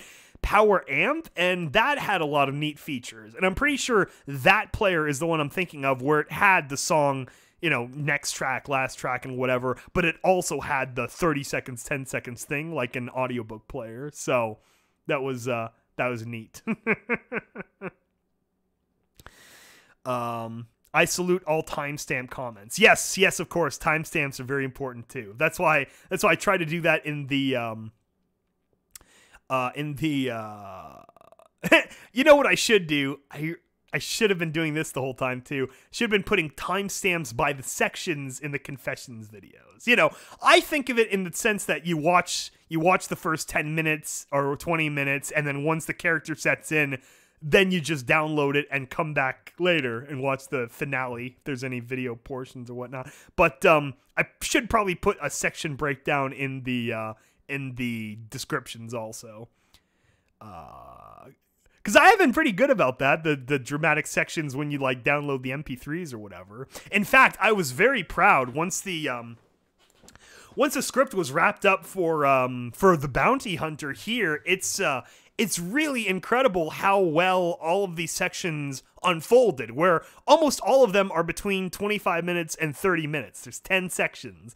And so there's this nice order to them, almost like it was planned. But I didn't necessarily plan it that way. It just it really worked out well that they were all roughly the same length. So there's a nice consistency in the dramatic breakdown of the episode that I'm very proud of. So hopefully that will be a lot of fun. A long pause video would be like Mod doing the reviews. That would be very enjoyable. I'd love to hear a mod monotone, some kind of I don't know, video game or whatever. I thought that was really funny about that one Equestria Girl special too, where you've got Sunset Shimmer as like a gamer girl let's player. That was really funny, and the little Sunset Shimmer like smiley face icons and stuff. I would love to see a short series of those produced, not just for the humor of Fluttershy being really good at video games. Oh man, where was that? I just downloaded those too. Do I have them? thought I had them. Where's my Shim Sham Gamer Girl? Nope, maybe I don't have them. Oh, I have these though. Someone did a parody version of the of Starlight Glim Glam and Strixay. So there you go. Now of course everyone's got and there's probably more of these too. I'm just guessing whether or not by the same artist or not. So that's a lot of fun. But yeah, so the yeah, that's right, in my waifu file. Yeah, I have a sort of a horse general file of just like random, like sort of more like meme application pics that I put stuff in, and usually I put like a search name to them so I can easily go to the find bar and you know, find a specific reaction picture I'm looking for or whatever, but you can't always find it, you know. Sometimes you just got to scroll through the folder and see what comes up. And so it's yeah, I got to be better with my tags. You gotta have those tags right, darling. Yeah, so okay, so hour 30, maybe a little half an hour left. What else should we talk about? I think we've covered like most of the news so far. We talked about EAST Corp Productions, like literally the productions we have coming up. Talked about stuff coming up. Yeah, season 9. Yeah, I'm hoping we get a lot of quality Celestia and Luna stuff now that they're both fucking retiring, which is really great for Luna too, because she's only been back on the job like what, 8 years, 7 years. So it's like, okay, you know, one last like go around, and now she's fucking retiring. That's really great. So I wonder, are they going to cede Twilight the castle? Does she get to move into Canterlot now, or are they just gonna live there like they're British royalty and they just become a a tourist destination now? But the center of government's gonna be Twilight's fucking Ponyville castle. I don't know. That'll be interesting. Yeah, that's right. This series ends with Starlight getting her wings. Yeah, Starlight becomes an alicorn, and she becomes the Luna to Twilight Celestia. Oh my god.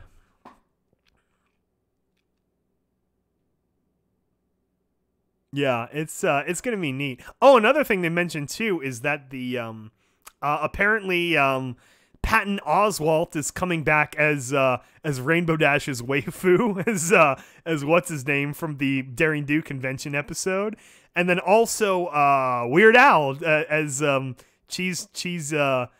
Grilled Cheese is coming back as well. So they better have some better fucking Weird Al songs this time, because none of the other ones are memorable at all. You don't see those posted anywhere ever. They better let him write or write with him some good songs for that episode, whatever it is. That's right. The series ends with the Fire Nation attacking.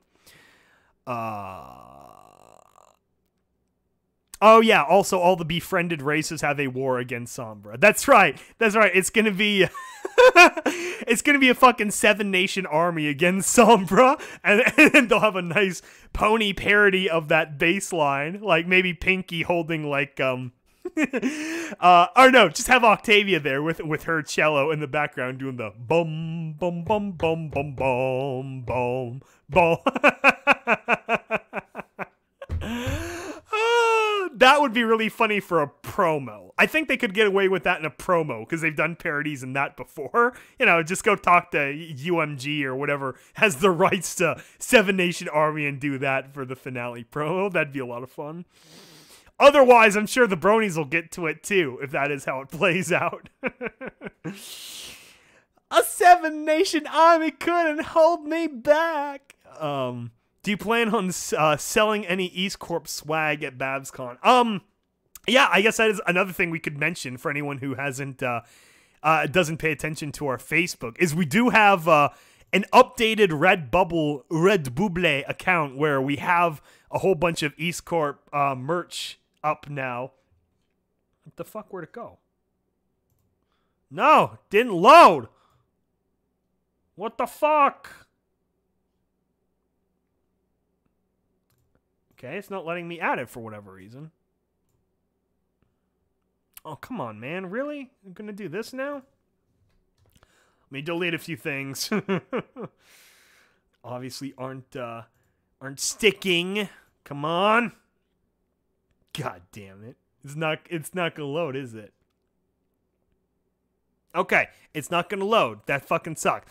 Go to our Facebook page. We've got links for the Redbubble and stuff there too, and we have like sample pictures of what some of the stuff looks like. But yeah, we got a lot of art for the Redbubble up. There's the classical EAST Corp logo. There's some different shirts, like my Fallout Mountain design shirt is up there. There's some Wasteland Survival Guide stuff, especially stickers. I think the Wasteland Survival Guide images work really well as stickers. So you can get a derpy or cannibal mare or various things like that. And we also have a simplified EAST Corp logo that I think looks really good. It's a look that comes from the podcast art that Sancho did as like a simplified version of the logo, and I loved the look of it. So we took that and we have mugs with that simplified logo on there, and also shirts, and those all look really fun. As far as at the con itself, I don't know. I'm a bit spent because the hotel went on my credit card, so I probably couldn't get the merch. But if Needle wanted to bring some stuff for us to sell and then we could both sign or whatever, that it could be a possibility. But our fan base is, you know, humble enough and spread enough over the planet that I'm not sure how many, like, you know, how many core fans are going to be at BabsCon that would want to buy merch for us. However, if you do buy merch on Redbubble beforehand and you're wearing it or bring it to us, we will sign it there for sure. That's you know, that's a definite thing. So long as we could track down a Sharpie somewhere. Yeah, so that would be neat. I wish we could have had a few Wasteland Survival Guides that we could have sold or give away here, but not quite done with that yet. So hopefully next year, if there is a set of cons next year that we go to, then hopefully we'll have finished Wasteland Survival Guides we could do there. Series ending, Twilight and her friends taking the castle, and everyone's happy, and then Hoopty crashes through a wall and kills them, and Big Smoke climbs out, and the screen fades to black. What? Yeah, I am curious to see how they actually end things out. I still want my flash forward. I want my 10 years later and seeing them all, you know, with families or whatnot, like the Digimon Adventure 2 ending. I want to see that emotional payoff, because it is kind of sad. It's like, you know, that they're all still like basically alone. That kind of sucks. You know, like, you know, even Big Mac, he's got a girlfriend now. That's, you know, give them a few foals. There's something that would be fun. Yeah, the cons are starving out. Yeah, so, you know, it's yeah, that's right. A New Vegas style slideshow. That would be a lot of fun.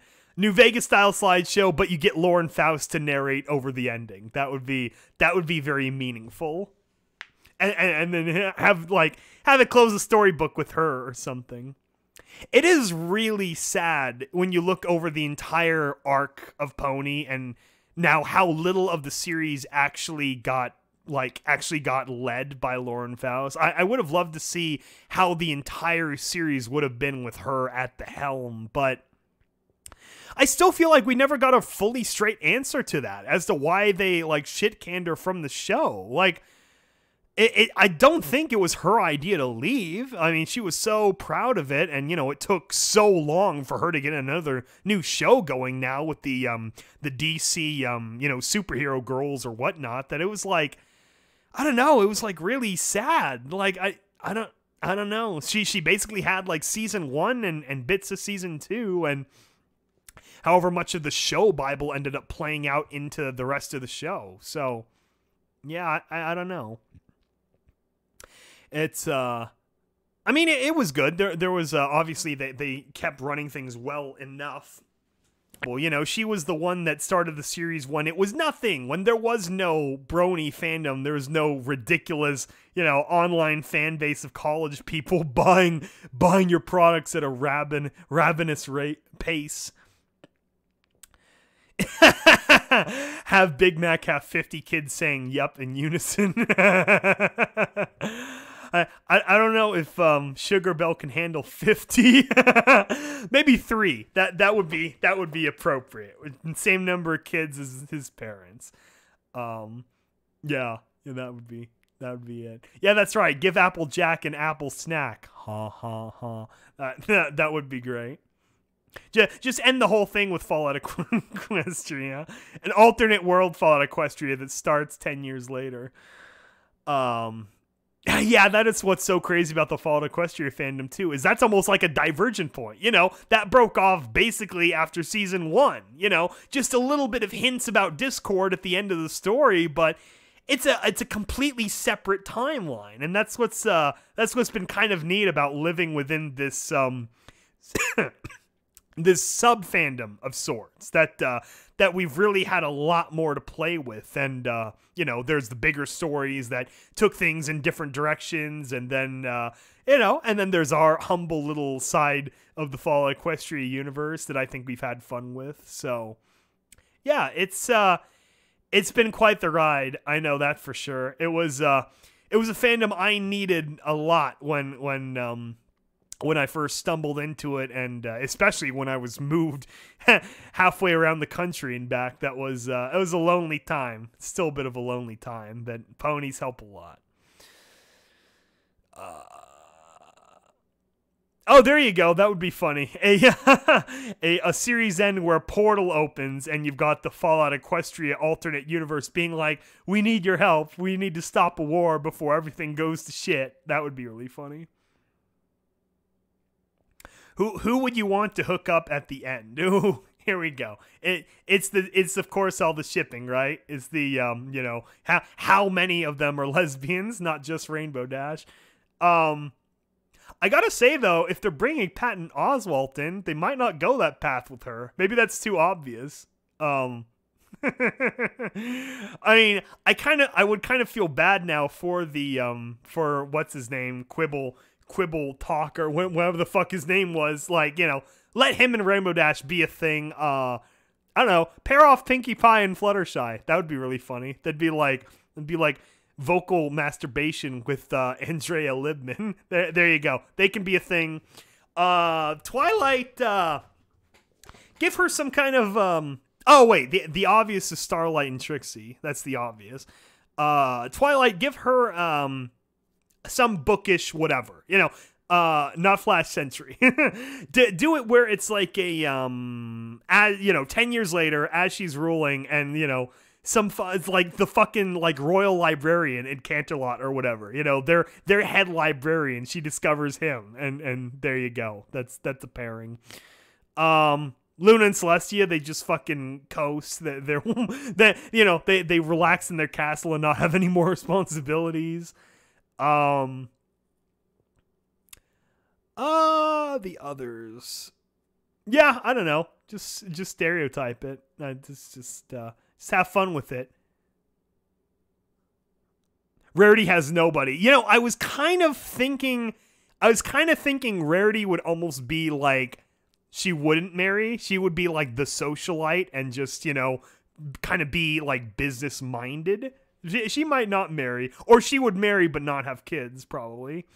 Yeah, Rarity as herself. Yeah, AJ would be a good mother for sure. Twilight and Sunset. We'll keep the EQG on their own side of the you know, the mirror portal. Okay, who's left? Twilight. Oh, bring back Tempest Shadow for sure. Bring back her somewhere. Let her do something. Shit. Who are we missing? We got both of them.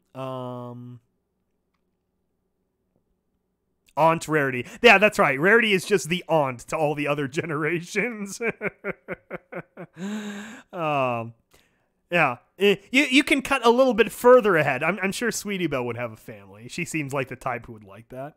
Tempest and Twilight. There you go. Yeah. That would be a really interesting dynamic. That'd be something else. I know the fandom seems to like that combination too. So there's a lot more things in your eyes you need to open up. Yeah, aside from all that, I don't know. I don't know what they do. I am actually curious how they would actually end it or actually handle something like that. Obviously, that kind of thing is becoming more pervasive or more acceptable. Things from Steven Universe to Korra and all that. But it's like, okay, I don't just want, the token lesbian payoffs. I want all of them to be happy in some degree or another. Give them all a family or a significant other or whatever. Not just some kind of thing for everyone to, spread around online. I want actual finales for everyone. At the end of the season, the next adventure awaits. Ponies in space. Yeah. No, end it with, end it with a portal or something where they get a glimpse into the future and see whatever Generation 5 is going to be. I'm curious, actually, now what they're going to do with Gen 5. Are they just going to completely start over? Or are they going to have some kind of tenuous connection thread? Like, it is really interesting. I have no idea. It does sound like they're just rebooting everything.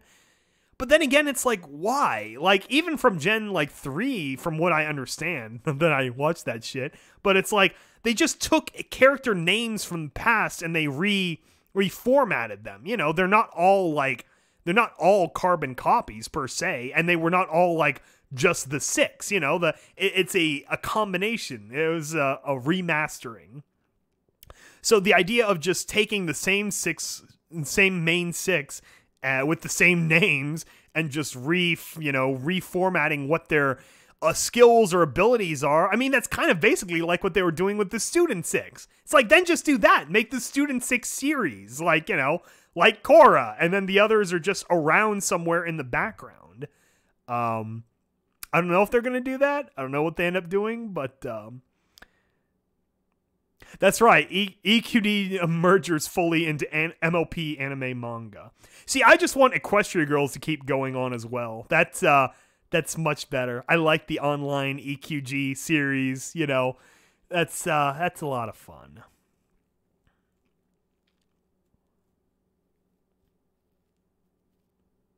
I would also like Firefly to return.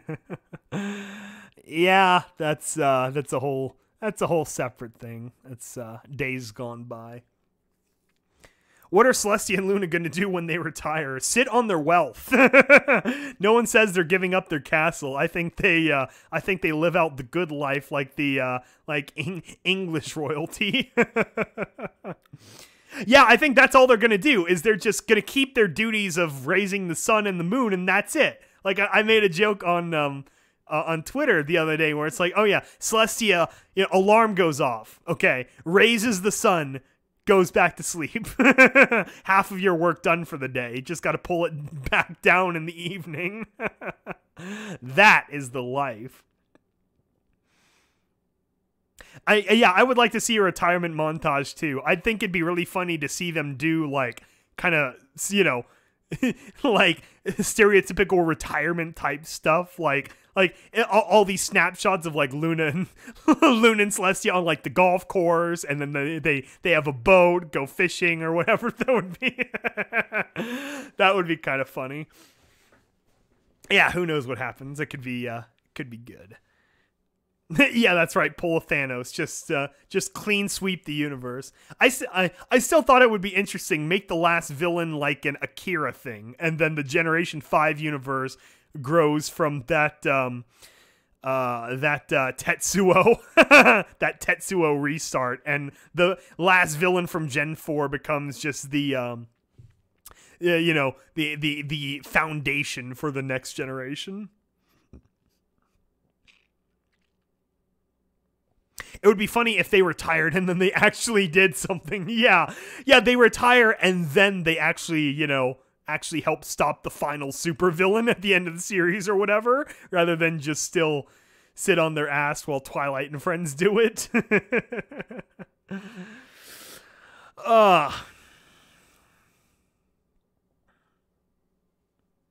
Yeah, an X years later episode comes officially, then it will be a big thing for Com making an ending of how it should be. Yeah, maybe they'll leave it open-ended and leave it to the fan fiction writers and stuff to think on, to ponder on themselves. They can hook up whatever combination they want. I don't know. It'll be I kind of hope they don't do that. I do want to see some kind of official, good end for everyone, but more likely than not, that's how it will go, where it'll end the series, Twilight becomes in charge, Luna and Celestia sit on their ass, and everyone else is kind of in a good place. Rainbow Dash did get to become a Wonderbolt. Rarity has her franchise now. The Cutie Mark Crusaders got the Cutie Marks, and now they can go actually crusading. I don't know. The saddest part is really Applejack and the Apple family as a whole. That they could have had more of a family arc, not just sort of individual episodes and sort of Big Mac's relationship arc over the course of the series. Yeah, poor Applejack. I still feel bad for her. She was always the rock, the rock, the anchor in the sea to play the others off of. She was so great, but it's seems like they didn't quite give her the love she deserved. Oh, Luna becomes a bat pony. Well, that was a whole thing they never explored. I mean, they brought in the bat ponies in the second season when Luna made her reappearance, and she was like, "Oh, hey, you're taller now, and you're got a different color palette." That was kind of weird, but yeah, they could have done a lot more with bat ponies over the years, rather than just that stupid Bats episode with Fluttershy, which is possibly the worst episode of the entire show. I hate that episode more than the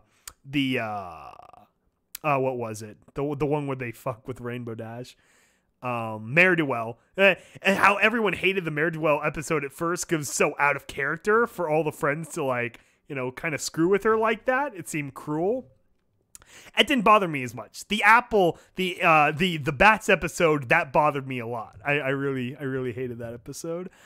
I've got to watch season 4 again because I have all this latent hatred for season 4, and I honestly don't know why it's justified. Because it was kind of a weird season for me anyway, because I was moving, so I was already in kind of a depressed mood. So I don't know. I need to rewatch season 4 and see if it's really worth all the hatred that I harbor for it. Episode I hate most is Putting Your Hoof Down. Which one was that again? That could be a great way to end this. Yeah, we all love, big love, end of the season. What was your least favorite episode of Pony? The name and the quick explanation in case we forgot it. Which episode do you hate the most and why? That's a good poll. Yeah, so for me it's Bats because it was hippie dip bullshit and fuck Fluttershy. Yeah. I don't like the CMC and Pinkie Pie only episodes. Can't stand her high voice for long periods of time. Yeah, I agree. Pinkie also got the short end of the stick as far as episodes. It seemed like they had to come up with really zany ways to make her relevant, like with the yaks in recent times, or with the like the one episode that really explored her as a character was when she had to babysit, because it forced her to be responsible rather than just zany. Or was it? She was also long on that episode, I think in season 4, right, where it was the Hatfields and McCoys. It was the two ponies, pony towns, where it's the curly haired redheads and the straight haired blue ponies. That was I think she was one piece of that puzzle, right? I honestly skipped the entirety of season 3, only saw the premiere and finale. Yeah, season 3 wasn't much to write for either. that it had that one episode of the Too Many Pinkies of the mirror pool, and that was also like way too much. That had the Discord reformation episode, which was interesting. Reforming Discord wasn't the problem. It's the episodes after that they were then not sure what to do with his quote unquote reformed character. I think again, DWK had a pretty good take on the problems with post-reformed Discord. Oh yeah, that was Twilight and Fluttershy for the Hatfields and McCoys. That's right, yeah, because then you had that terrible Fluttershy episode where she basically did all the work anyway and built her animal farm. Fluttershy built her animal farm, and then she brought back one of those Hatfield and McCoy characters. Okay, I'm being linked something. Oh my god, mute the sound. Okay. Fluttershy the monster. Oh yeah, Fluttershy from the whatchamacallit episode, with the Iron Will. You know, that episode didn't necessarily bother me because it kind of made her the villain, which I always think of Fluttershy anyway. Yeah, poor Pinky and Rarity, they didn't deserve that. Aw. Yeah, that's I didn't quite mind that episode, but I can see why some people would hate that.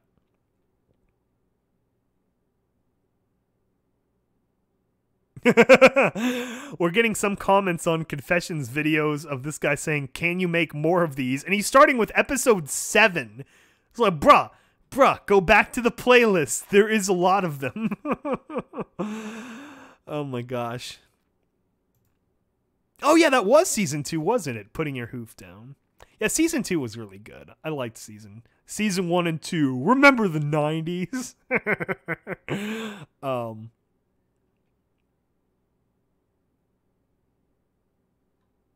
Yeah, I know. Minotaurs are canon. Yeah, Minotaurs and Centaurs, with what's his name being technically a centaur. The other thing I have hope for is now that the Equestria girls have periods where Sunset Shimmer went into Horseland for her Mirror Magic episode, it's like that still is a thing. We can keep coming back down the road to see future, to see future horse clips maybe. I loved Mirror Magic. Seeing a lot more of Sunset Shim Sham as a pony. That was so great.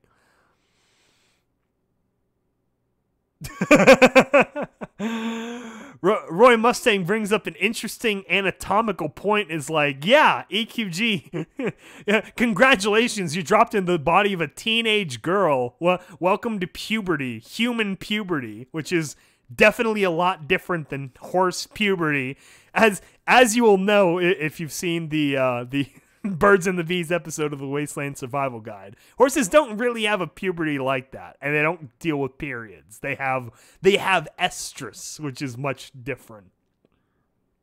So, yeah, congratulations. Welcome to human puberty. Okay, any more episode hate people want to express? Any other episodes that were their respective low points for the show? Any things in particular that they hated or stood out? That's always fun to talk about. Otherwise, I think we are wrapping up. We are nearing our 2-hour mark, which is our newly established endpoint that I think works pretty well for these. I think it's just right. It's just right. It's all about that Goldilocks zone. Yeah. So it's gonna be a good year. Got so many.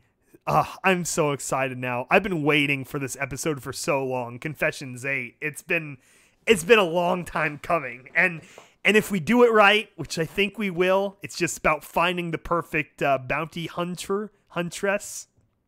It's gonna be so good.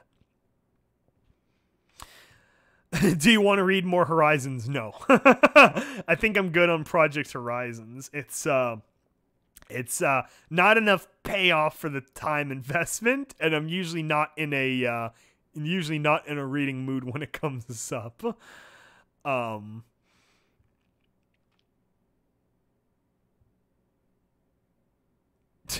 You now need a cat. No, I am good. I don't have any pets at the moment, and honestly, I kind of like that. Pets are a responsibility. You really, like, you can't, like, then go on any big trips or whatever unless you can find a shelter or somewhere you can then kind of, you know, dump your pet, which is kind of sad, and it's not really fair for them too. I kind of like not having responsibility like that right now. Little Buster is the best bounty hunter. I'm not sure who that is. I'm sure it's from some other Fall Equestria story. Having a cat is similar to being married. Okay, so that just seals the deal that I don't want a cat then. I mean, if it's the same as marriage, then why get a cat? You know, marriage, you want someone at least you fuck all the time. You can't do that with a cat. You shouldn't do that with the cat. So, yeah.